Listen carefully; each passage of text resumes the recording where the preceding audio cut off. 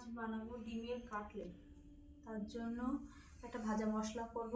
ভাজা মশলা করবো তার জন্য নিয়েছি জিরে, ধনে, গোলমরিচ, শুকনো লঙ্কা, মৌরি আর গরম মশলা। তো ডিম নিয়েছি, তার মধ্যে গোলমরিচ আর লঙ্কা আর লবণ মাখিয়ে রাখবো।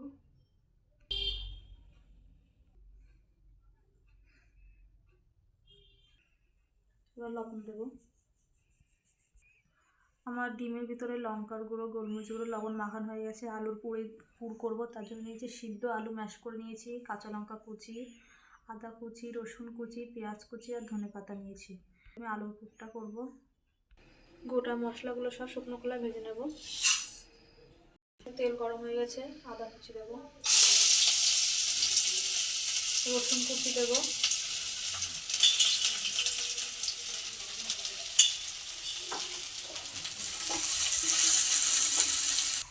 কুচানো পেঁয়াজ দেবো, কাঁচা লঙ্কা কুচানো দেবো, সেদ্ধ আলু দেবো, হলুদ গুঁড়ো দেবো, লবণ দেবো, জিরের গুঁড়ো দেবো, লঙ্কার গুঁড়ো, এগুলো সব মিশিয়ে নেব। কোথায় যাচ্ছে? ওটা রাখো, ওটা রাখো, ওটা রাখো।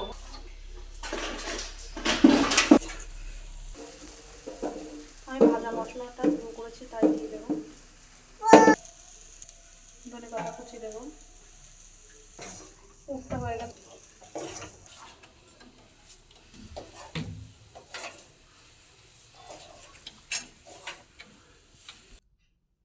এবার কাটলেটগুলো তৈরি করবো, তার জন্য ডিম নিয়েছি একটা, ডিমের মধ্যে লবণ দিয়ে দেবো, অল্প একটু গোলমরিচের গুঁড়ো দেবো, দিয়ে এটা ভালো করে ফেটিয়ে নেবো।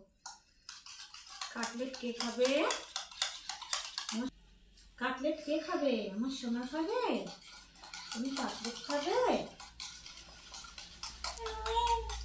আমার ডিমটা ভালো করে ফেটানো হয়ে গেছে, এবার কাটলেটগুলো তৈরি করবো।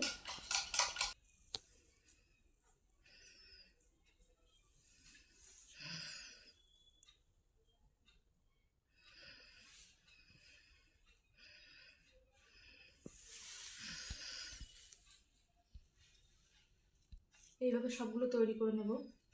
আমার এগুলো সব তৈরি করা হয়ে গেছে, এগুলো কোট করে নেব। প্রথমে আমি ডিমের গোলায় দেবো।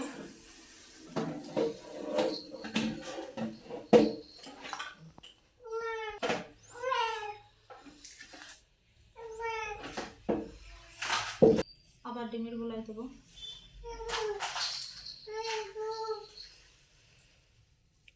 ব্রেড ক্রাম্বসের ভিতরে দেবো। এইভাবে সবগুলো করে নেব। আমার কাটলেটগুলো সব তৈরি করা হয়ে গেছে, সাদা তেলে ভেজে নেব।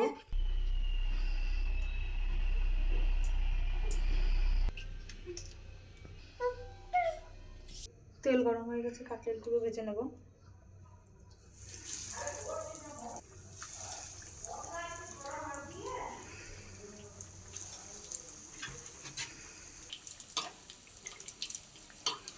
ভাজা হয়ে গেছে, তুলে নেব। আমার কাটলেটগুলো সব ভাজা হয়ে গেছে।